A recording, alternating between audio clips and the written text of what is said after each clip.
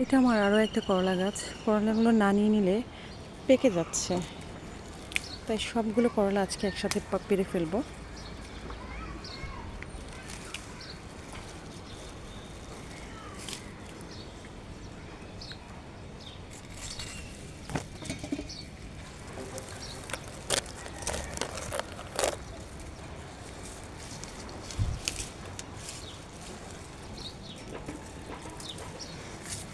এখানে করলা গাছের সাথে আমি শসা গাছও দিয়েছিলাম।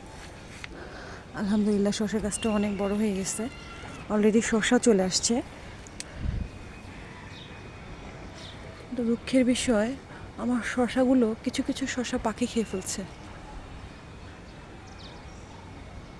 একটুখানি খেয়ে নষ্ট করে দিয়ে যাচ্ছে, সেই শসাটা তো হচ্ছে না। তো যেখান থেকেই দেখছেন আমার ভিডিওটা ভালো লেগে থাকলে লাইক কমেন্ট শেয়ার দিয়ে পাশে থাকবেন। আল্লাহ হাফেজ।